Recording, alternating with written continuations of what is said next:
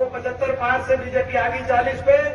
ये जो नारा है उसी रेशो, इन्होंने वही रेशो निकाल दी थी कि उसी रेशो से 400 पार का नारा 230 पे पहुंच जाएगा। इन्हें यही बता दिया था। तो ये मैं समझता हूं कि ये जनता जनार्दन है, जनता के पास शक्ति है, आप सबके पास शक्ति है। तो आपने संविधान को बचाया, अपने प्रजातंत्र को देश में बचाने का काम किया। मैं आपको बधाई देता हूं। अपनी तरफ से न सिर्फ कोसली विधानसभा क्षेत्र मगर पूरे अपने लोकसभा क्षेत्र के लिए प्रयास करूंगा और हरियाणा में परिवर्तन निश्चित है 3 महीने के बाद।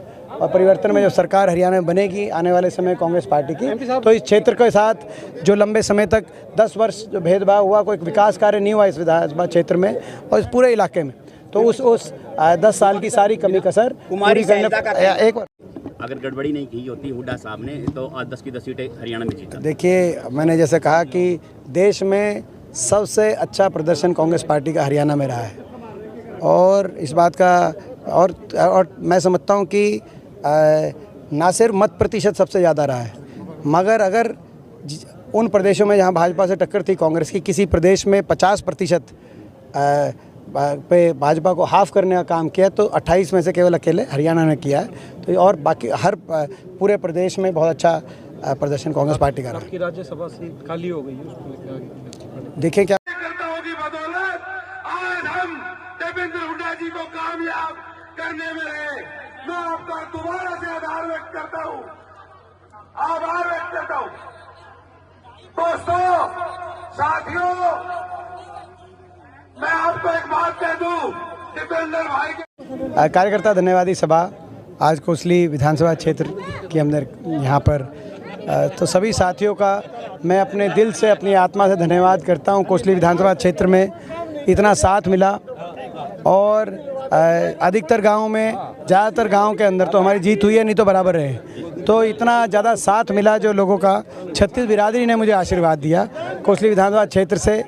मैं यही कह सकता हूं कि इस विश्वास को मैं सदा कायम रखूंगा, इस विश्वास पे कभी ठेस नहीं पहुंचने दूंगा जीवन के अंतिम सांस तक। ये एक ऐसा विधानसभा क्षेत्र है जहां हमारे परिवार के 70 साल के एक संबंध इस विधानसभा क्षेत्र से, जब मेरे स्वर्गीय दादाजी ने पहला अपना चुनाव लड़ा, आज़ाद भारत के जब पहला चुनाव हुआ तब से लेकर 3 बार दादाजी ने, उसके बाद हुड्डा साहब ने कई बार चुनाव लड़ा और इस क्षेत्र के बहुत से गाँव उस समय लोकसभा क्षेत्र का हिस्सा होते थे।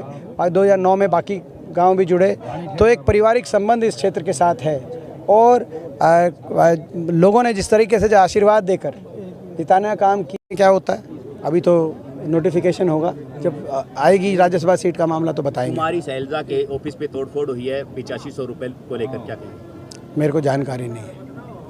अभी साहब, मैं कहना चाहूँगा कि आपके जब भी कार्यक्रम होता है यहाँ पे, तो मैं यही विश्वास दिलाता हूँ लोगों को कि अपने क्षेत्र में जो इतना आशीर्वाद कोसली विधानसभा क्षेत्र में मिला है, इस विश्वास को मैं अंतिम सांस तक ठेस नहीं आने दूंगा और इस विश्वास को कायम रखूंगा।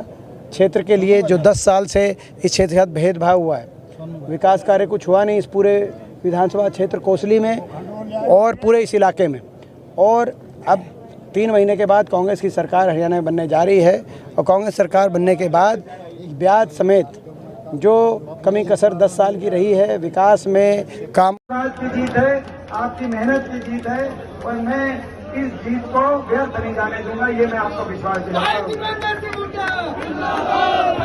हूं।